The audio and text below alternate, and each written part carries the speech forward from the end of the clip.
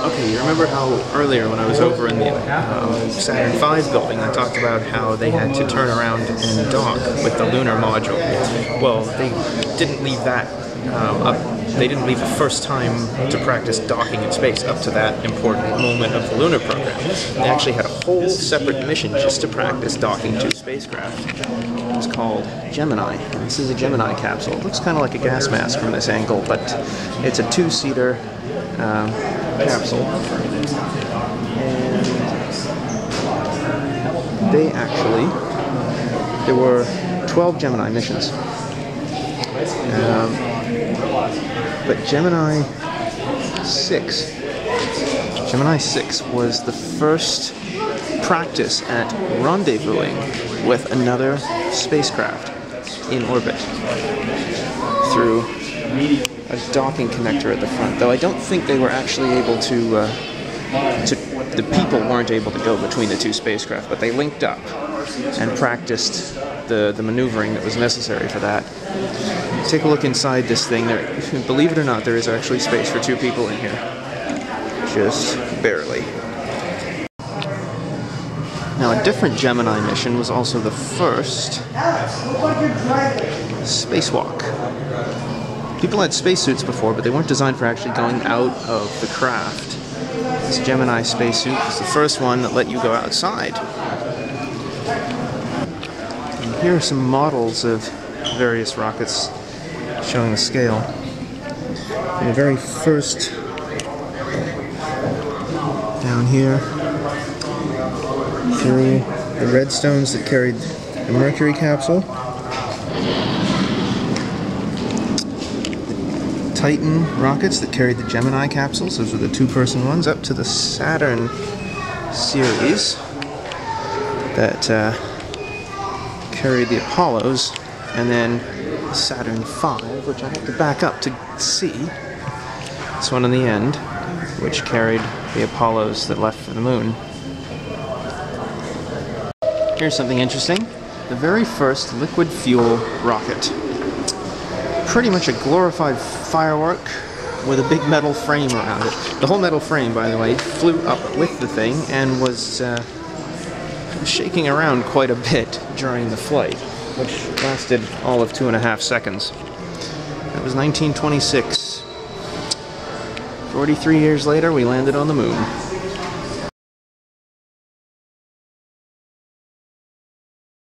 Okay, I'm on my way to a launch status briefing that they have every hour. I actually have no idea what's involved. I think it might give me some information about what's happening here in the next couple of weeks, because they do have a rocket going up next week, I think.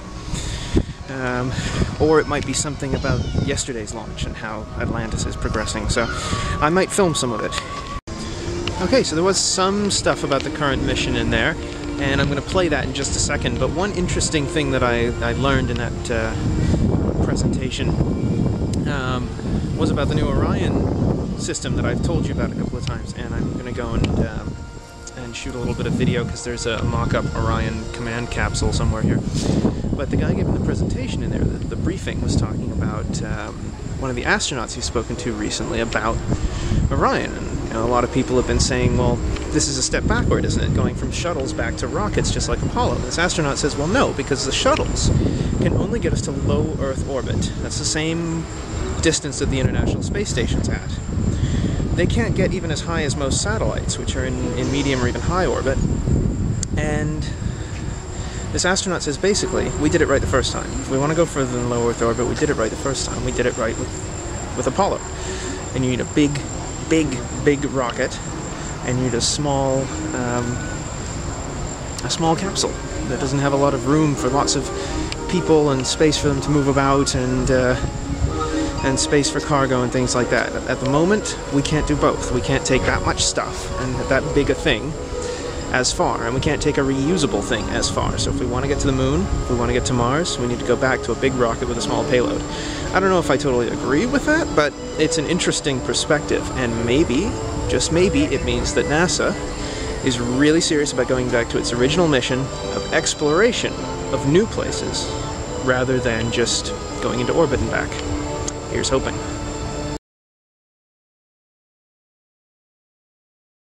And the crew that's up there right now, they're on their way to the space station. They should be dropping in there tomorrow. This is the crew that's up there. It's a small crew, only 4, no spacewalkers. We're making this a simple drill. They're on their way to the space station, and on the evening of May 31st, they came out to watch their shuttle being rolled out on the pad. Actually, their shuttle arrived on the pad just about the time that Endeavour came home. This rolled out on the 31st, Endeavour came home on the 1st. It all happened in that same night. And this is what you're delivering. The 4th and final round trip for the logistics module Raffaello, Leonardo, and Donatello are not named after Ninja Turtles. They're built in Italy by Theo Zellini, the Italian space station, named for Italian Renaissance artists and scientists for whom the turtles are named, but our Italian friends went straight to the source. And they delivered Leonardo first. They made 7 round trips. That's what they're designed to do. Loaded with good stuff. Put it in the shuttle's cargo bay, fly to the space station, dock it to the space station. And when you get there, this is Raffaello. Raffaello made 3 round trips. Leonardo made 7. Now, Leonardo's back there again, but it's not coming back this time. Leonardo's last round trip was last year. Early this year, the first trip to the space station was Leonardo's first one-way trip. Because after it arrived last year, our Italian friends brought a lot of new stuff in the factory. They performed what you might think of as Extreme Makeover, the Space Edition. They turned Leonardo from a multi-purpose logistics module, a cargo pod, 10-ton suitcase, into a new room for the space station. On the first flight of this year, Leonardo was taken up, docked in a different location, and bolted in permanently. Super efficient refrigerators, storage places, working areas. They made it a new room for the space station. It will now stay there for as long as the station remains on orbit, to at least year 2020, maybe 2028 and beyond. We hope to see it home on the 20th. However, they're hoping that they might be able to extend it an extra day. So let's say their landing will be no earlier than July 20th. People want to know where's the best place to watch a shuttle land? TV. There's no better place to watch it than on TV. Even if you're lucky enough to get one of those very rare VIP passes to be at the shuttle landing facility when it lands, here's what happens. You're at the Midfield Park site with all the families and the astronauts, kids and neighbors and rock and roll singers, movie stars, and politicians. You're standing out there. You got up early because you got to get in here, be out there 7:06. The bus has to take you out. You can't drive yourself there. You're standing out here trying to find out where you get another cup of coffee. Now you know it's coming here because 1 hour before they did a deorbited burn over Australia or New Zealand, Indian Ocean. But you know once that deorbited burn is done, there's nowhere else they can go. They're coming here. 1 hour later, they're going to touch down. And as that hour is drawn to a close, everybody's looking, and suddenly you're boom, boom. Now this means it's here, but it's 30,000 feet up where jetliners cruise, and it's a tiny little shiny dot up there.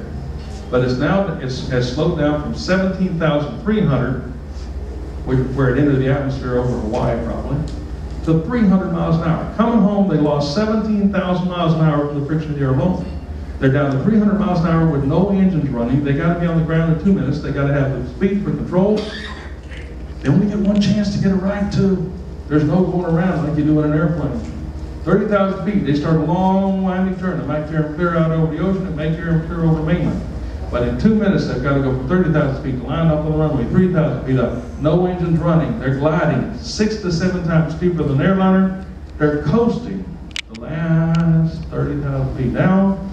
They got to maintain 300 miles an hour. The gear doesn't come down. You're over the runway. You can't put the gear down. You can't afford the drag with no engines running, which means as you see this thing dropping like a rock, it looks like a control crash. It comes down behind the tree line and the gear's still up. Now, if you don't hear a lot of screeching metal down there, you figure they came in okay, and you wait a few seconds, and there it goes. The shuttle goes rolling past, parachutes billowing out behind. You got about 5 seconds from the time it comes out from behind that tree line to this one. Then it goes rolling past, the next thing you see is the parachute comes flying up. That's it. 5, maybe 8 seconds. Much better to watch on TV. Okay, this is the last thing I want to show you guys. This is the Orion crew capsule, the new generation of human spaceflight vehicles. And as you can see, it's very similar to the old Apollos that we looked at earlier, right? Even down to these windows over here that you can see on the left.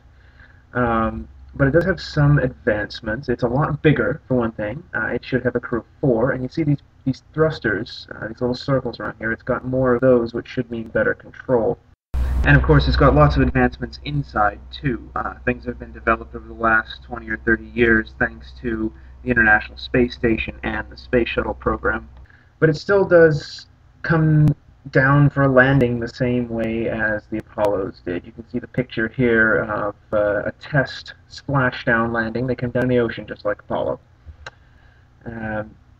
Orion, though, is actually part of a whole system of new spaceflight technologies, including heavy lifting vehicles and a lunar module that has been planned, but currently there's no money to actually build it.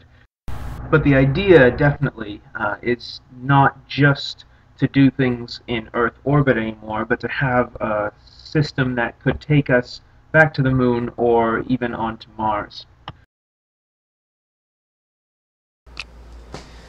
So that's it for this virtual field trip on the Kennedy Space Center and the launch of the final Space Shuttle mission, STS-135. I hope you've enjoyed it. Even though you couldn't be here, I hope it's maybe shown you some stuff or given you a bit of the experience that you wouldn't have had otherwise. And I hope you've learned something from it. I hope that maybe it's inspired you to check out this whole subject a little bit more. NASA, space, whatever. I made this video for the Bridge/Voyage kids and Shelby and Aaron originally, but you know, pass it on. I'd love for other kids to see it.